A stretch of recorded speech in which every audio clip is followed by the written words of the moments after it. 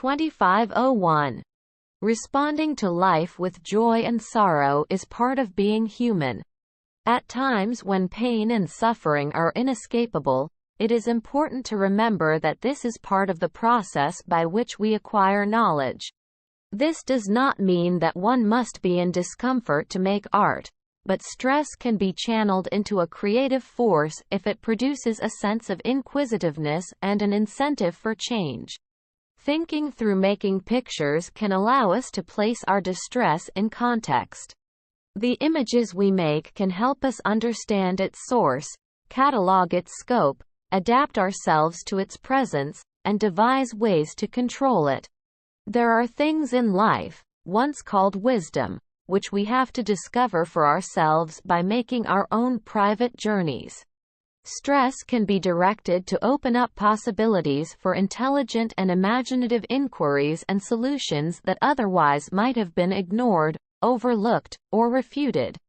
2502. Architectural spaces become memorable through the architectural characteristics that define them. Qualities of scale, appropriateness for people, aesthetics, and visual impact are among the many components that give a place its character and feel. The purpose of a space can make it a place. The Oval Office in the White House is a good example of a place with enormous historic significance. The unique oval shape of this splendid room makes it memorable and gives it a special importance without being ostentatious. Incidentally, George Washington had 2 rooms at Mount Vernon altered to include bowed ends so he could greet guests while standing in the middle as they circled around him. Thomas Jefferson designed 2 oval meeting rooms in the main floor of the rotunda at the University of Virginia. Oval rooms were seen as being democratic because no person could be placed at a more important position in the room than anyone else. 2503. Museum and gallery exhibitions are hired by or co-produced with other galleries.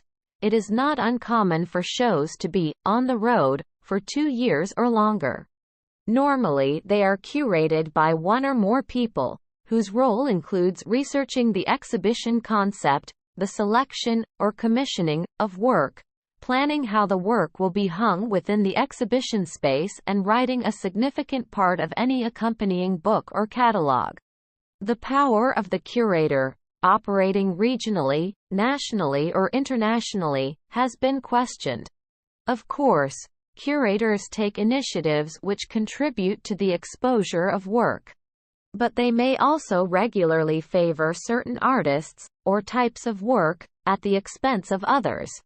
Furthermore, it has been suggested that curators often act more as creators, putting together themed exhibitions which, however relevant and interesting, serve as much to advance themselves as to showcase the work of artists. Indeed, all exhibitions and collections reflect the particular interests of their curators and archivists as well as the mission statement, priorities and terms of reference of particular organizations.